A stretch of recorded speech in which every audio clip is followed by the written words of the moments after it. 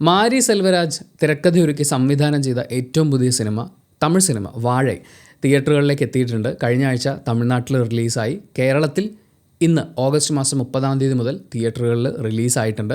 Tamil cinema എന്ന് എടുത്തു പറയാൻ കാര്യം, മലയാളത്തിൽ ഓൾറെഡി ഒരു വാഴ പ്രദർശനം തുടരുകയാണ് വിജയകരമായി തന്നെ. ഇത് തമിഴ്നാട്ടിൽ നിന്നുള്ള വാഴയാണ്.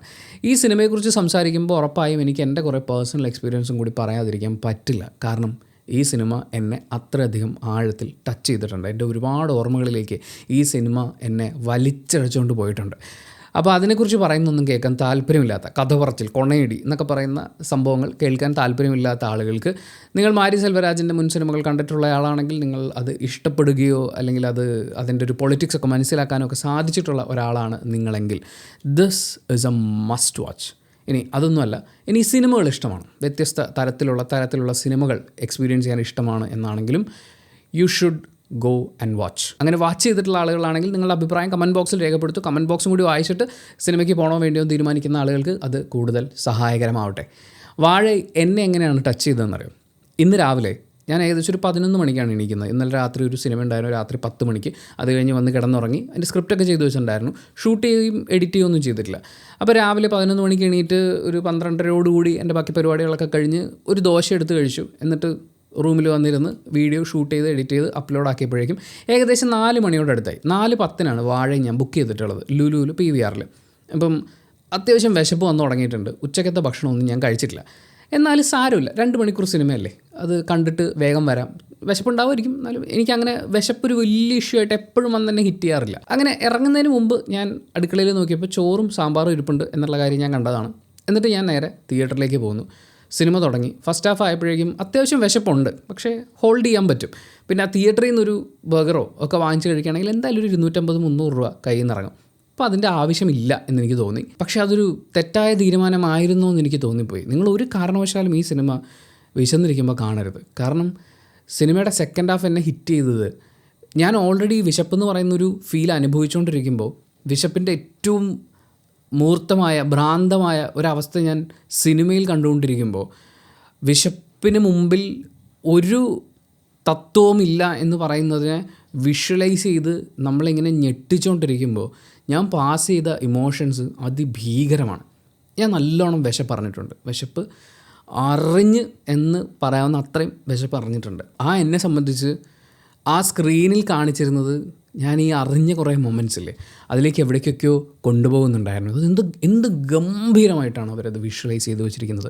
എത്ര ഗംഭീരമായിട്ടാണ് അതിൻ്റെ സൗണ്ട് വർക്ക് ചെയ്തിരിക്കുന്നത്. നിങ്ങൾ സിനിമയൊക്കെ എടുക്കാൻ ആഗ്രഹിക്കുന്ന ഒരാളാണെങ്കിൽ ഈ സിനിമയുടെ ക്ലൈമാക്സ് ഒക്കെ ഒന്ന് കാണണം. ഒരു ഇമോഷനെ എങ്ങനെയാണ് അതിൻ്റെ പീക്കിലേക്ക് കൊണ്ടുവരിക എന്ന് പറയുന്നത് നിങ്ങൾക്ക് കാണാൻ പറ്റും. ഞാൻ തിയേറ്ററിലിരിക്കുമ്പോൾ വളരെ കുറച്ച് ആളുകളെ ഉണ്ടായിരുന്നുള്ളൂ. പക്ഷേ അത്രയും പേരും സിനിമയുടെ ഈ ക്ലൈമാക്സ് കഴിഞ്ഞ് പാട്ടൊക്കെ കാണിച്ച് ഒരു ചെറിയ വിഷ്വലേ ഉള്ളൂ, ഇനി അങ്ങോട്ട് അധികം സിനിമയില്ല എന്നുള്ളത് നമുക്ക് മനസ്സിലാവുകയും ചെയ്തു. ഒരൊറ്റ ആൾ തിയേറ്ററിൽ നിന്ന് എണീറ്റിട്ടില്ല. അത്രയധികം അത് ഇമ്പാക്റ്റ് ചെയ്തിട്ടുണ്ടായിരുന്നു. അത്ര ഗംഭീരമായിട്ട് അവർ ആ ക്ലൈമാക്സ് ചെയ്തിട്ടുണ്ടായിരുന്നു. അതിനെ ഞാൻ അനുഭവിക്കുന്നത് വിത്ത് വിശപ്പാണ്. തിരിച്ച് വീട്ടിൽ വന്ന് വളരെ സ്പീഡിൽ വന്ന് പ്ലേറ്റ് എടുത്ത് ഞാൻ ചോറ് വാരിയിടുമ്പോൾ ഞാൻ ആ കണ്ടുകൊണ്ടിരിക്കുന്ന ചോറ് ഡിഫറെൻ്റ് ആണെന്ന് എനിക്ക് ഫീൽ ചെയ്തു. ഞാൻ ഇത്രയും ദിവസം കണ്ടുകൊണ്ടിരുന്ന അല്ലെങ്കിൽ എനിക്കുണ്ടായിരുന്നൊരു ഫീലായിരുന്നില്ല അത്. ഞാൻ വാരി വലിച്ച് കഴിച്ചു. അപ്പോൾ അനിയത്തെ എന്നോട് പറഞ്ഞു, എത്ര വിശപ്പുണ്ടെങ്കിലും പതുക്കെ കഴിക്കണം, അല്ലെങ്കിൽ തൊണ്ടയിൽ കിട്ടും, അങ്ങനെ എന്തൊക്കെയോ പറഞ്ഞു. അപ്പോൾ ഞാൻ പറഞ്ഞു, നീ എന്ത് തത്വം പറഞ്ഞാലും എൻ്റെ വിശപ്പടങ്ങുന്നത് വരെ ഒന്നും എൻ്റെ തലയിൽ കയറില്ല. അതൊരു ലോക തത്വമാണ്. അതിനെ എനിക്കത് എങ്ങനെ ഇത് വാക്കുകളിൽ കൊണ്ടുവരാമെന്ന് എനിക്കറിയില്ല. തേനി ഈശ്വറിൻ്റെ ക്യാമറ വർക്ക് അതിഗംഭീരമാണ്, മാരകമാണ്. അതിന് സൂര്യപ്രഥമൻ അദ്ദേഹത്തിൻ്റെ ആ ഒരു എഡിറ്റിംഗ് പാറ്റേൺ, ആ വർക്ക്, അതിൻ്റെ കൂടെ സന്തോഷ് നാരായണൻ്റെ മ്യൂസിക്, അത് മിക്സ് ചെയ്തിരിക്കുന്നത്. ഞാൻ ഇവിടെ വന്നിട്ട് സിനിമ കണ്ടുകൊണ്ടിരിക്കുമ്പം ഞാൻ അതൊന്നും നോക്കാവുന്നൊരവസ്ഥയിലായിരുന്നില്ല. നമ്മുടെ ക്രെഡിറ്റ്സൊക്കെ വായിച്ച് നോക്കാൻ പറ്റുന്നൊരു മാനസികാവസ്ഥയിലായിരുന്നില്ല. എൻ്റെ ഇവിടെ വന്നതിന് ശേഷം ഞാൻ വിക്കിപീഡിയയിൽ നോക്കിയപ്പോഴും ഇതിൻ്റെയൊക്കെ മിക്സ് ആരാണ് ചെയ്തിരിക്കുന്നത് എന്നൊന്നും കണ്ടില്ല. ഒരു സെക്കൻഡ് യൂട്യൂബിൽ ചിലപ്പോൾ കാണും. അത് പറയാണ്ട് പോയി കഴിഞ്ഞാൽ അത് ഭയങ്കര മോശമാണ്. Audiography Suran, sound design Suran ji, Alagiya Koothan S sound designers ആയിട്ടുള്ളത്, DI കളറിസ്റ്റ് പ്രസാദ് സോമശേഖർ, ഇവരൊക്കെ കൂടി ചേർന്നിട്ടുണ്ടല്ലോ. അതിനെ വേറൊരു സാധനമാക്കി മാറ്റിക്കളഞ്ഞിട്ടോ. ഇതിൻ്റെ തുടക്കം മുതൽ പറയാനാണെങ്കിൽ വളരെ ക്യൂട്ടായിട്ടുള്ള കുറച്ച് മൊമെൻറ്റ്സും എന്നാൽ അതേസമയം വളരെ പെയിൻഫുൾ ആയിട്ടുള്ള ഒരു യാഥാർത്ഥ്യത്തിനെയും വളരെ രസമായിട്ട് ബ്ലെൻഡ് ചെയ്തുകൊണ്ട് പോകുന്നുണ്ടായിരുന്നു. അതായത് അവൻ ദുഃഖകരമായ സിറ്റുവേഷൻസിലൂടെ കടന്നു പോകുമ്പോൾ നമ്മുടെയൊക്കെ കുട്ടിക്കാലത്തും അങ്ങനെയാണല്ലോ. നമ്മൾ ദുഃഖകരമായ സിറ്റുവേഷൻസിൽ ഫേസ് ചെയ്യുന്ന അത്രയും നേരം ദുഃഖമായിരിക്കും. പക്ഷേ നമ്മുടേതായിട്ടുള്ളൊരു ലോകം ഇപ്പുറത്തെ സൈഡിലുണ്ട്. അവിടെ എത്തുമ്പോൾ നമ്മൾ വളരെ ഹാപ്പി ആയിരിക്കും. അവൻ്റെ സ്കൂള്, അവൻ്റെ കൂട്ടുകാരൻ, അതുപോലൊരു സുഹൃത്ത് എനിക്ക് ഉണ്ടായിരുന്നെങ്കിൽ എന്നെനിക്ക് കൊതി തോന്നിപ്പോയി. അത്ര മനോഹരമായിട്ടുള്ളൊരു സൗഹൃദം ഈ സിനിമയിലുണ്ട്. അപ്പം അത്രയും ക്യൂട്ടായിട്ടുള്ള വളരെ രസമുള്ള അവിടെ ഒരു ടീച്ചർ വരുന്നുണ്ട്. അവരുടെ കുഞ്ഞു കുഞ്ഞു സന്തോഷങ്ങൾ, കുഞ്ഞു കുഞ്ഞു ഫാൻറ്റസീസ്, അതിങ്ങനെ വളരെ രസമായിട്ട് പോകുന്നു. വളരെ സുന്ദരമായിട്ട് അത് അവതരിപ്പിക്കുന്നു. നമുക്ക് കൊതിയായിപ്പോവും. അങ്ങനെ അത് അവതരിപ്പിച്ച് വെച്ചിട്ടുണ്ട്. അവിടെ നിഖില വിമൽ എന്ന് പറയുന്ന അഭിനേത്രിനെ നമ്മൾ പറയണം. ഒരു ലവബിളായിട്ടുള്ള 7ാം ക്ലാസ്സിലും 8ാം ക്ലാസ്സിലും പഠിക്കുന്ന ഒരു പയ്യൻ്റെ കൗതുകത്തിനെ വേദനിപ്പിക്കാതെ അതിനെ ഏറ്റവും നന്നായി ഡീൽ ചെയ്യാൻ അറിയാവുന്ന മിടുക്കിയായിട്ടുള്ളൊരു ടീച്ചർ. അത് വളരെ രസമായിട്ട് നിഖില ചെയ്തിട്ടുണ്ട്. മലയാളത്തിൽ ഈ ഒറ്റ എക്സ്പ്രഷൻ പരിപാടി പിടിക്കുന്നതിനേക്കാൾ എത്ര മനോഹരമാണത്. പൊൻവേൽ ആൻഡ് രാഹുൽ, ഇവന്മാർ രണ്ടുപേരുമാണ് ആ ചെറിയ പയ്യന്മാരുടെ വേഷം ചെയ്തിരിക്കുന്നത്. പൊൻവേൽ ഇങ്ങനെ നിറഞ്ഞാടുകയാണ്. പക്ഷേ എനിക്ക് കൂടുതൽ ഇഷ്ടപ്പെട്ടത് അവൻ്റെ ആ കൂട്ടുകാരനെയാണ്. ശേഖരേ എന്ന് ശിവനന്ദൻ വിളിക്കുന്ന അവൻ്റെ കൂട്ടുകാരൻ രാഹുൽ. അടിപൊളിയാണ് മോനെ, ഒരു രക്ഷയില്ല. നിങ്ങൾക്ക് അவ்வளோ അഴകാ പണിയെടുക്കുക. പിന്നെ കനി ആൻഡ് വേമ്പു, അവരുടെ പ്രണയം, കലയരസനും ദിവ്യ ദുരൈസ്വാമിയും, അതൊരു ഭയങ്കര നമ്മൾ ഈ പുനിതമാനതെന്ന് പറയില്ലേ, ആ പുനിതമാനതെന്ന് നമുക്ക് ഫീൽ ചെയ്യുന്ന രീതിയിൽ. എന്നാൽ അതിന് മാത്രം ഒന്നും സ്ക്രീൻ സ്പേസ് ഇല്ല.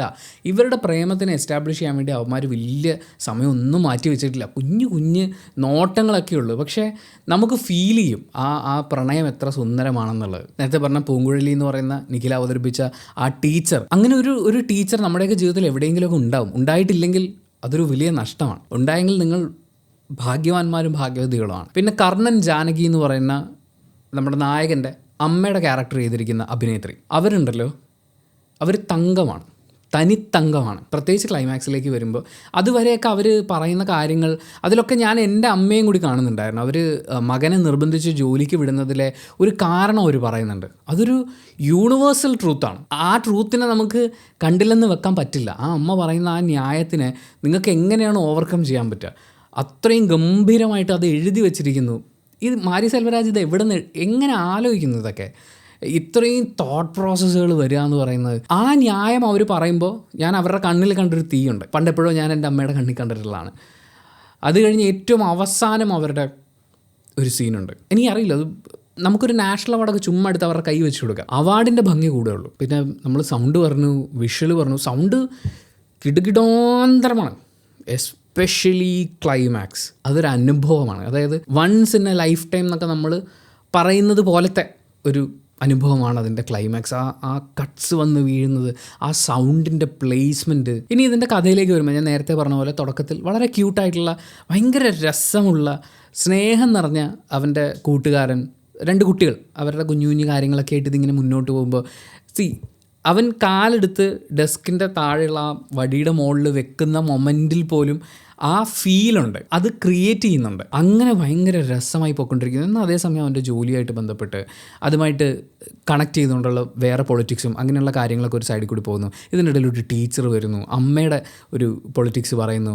അത് കഴിഞ്ഞ് ഇതിൻ്റെ ക്ലൈമാക്സിലേക്ക് വരുന്നു. ഞാനിങ്ങനെ ആലോചിക്കും, ഇത് ആരുടെ പോയിൻ്റ് ഓഫ് വ്യൂവിലായിരിക്കും ഇവർ ഈ കഥ ആലോചിച്ച് തുടങ്ങിയിട്ടുണ്ടാവുക? ഈ അമ്മയുടെ കഥ എന്ന് പറഞ്ഞു പോയിട്ടുണ്ടാവുക, അല്ലെങ്കിൽ കുട്ടികളുടെ കഥ എന്ന് പറഞ്ഞു പോയിട്ടുണ്ടാവുക, അതോ കനിയണ്ണൻ്റെ കഥയായിട്ടായിരിക്കുമോ തുടങ്ങിയിട്ടുണ്ടാവുക, അത് ടീച്ചറിൻ്റെ കഥയായിട്ടായിരിക്കും? എവിടെ നിന്നായിരിക്കും ഇതിൻ്റെ തോട്ട് പ്രോസസ്സ് ആലോചിച്ചിട്ടുണ്ടാവുക? ഇവരെങ്ങനെയാണ് ഇതൊക്കെ കണക്ട് ചെയ്ത് ഈ ഡോട്ട്സൊക്കെ ഫില്ല് ചെയ്ത് ഇങ്ങനെ എത്തിച്ചുകൊണ്ടിരിക്കുക എന്നൊക്കെ പറയുന്ന ഒരുപാട് കാര്യങ്ങൾ എനിക്ക് ആലോചിച്ചിട്ട് ഭയങ്കര റെസ്പെക്റ്റ് തോന്നുന്നതാണ്. അതായത് സിനിമ കഴിഞ്ഞ് തിയേറ്ററിൽ നിന്ന് ഇറങ്ങുമ്പോഴാണ് ശരിക്കും ഈ സിനിമ എൻ്റെ ഉള്ളിൽ വളരാൻ തുടങ്ങുന്നത്.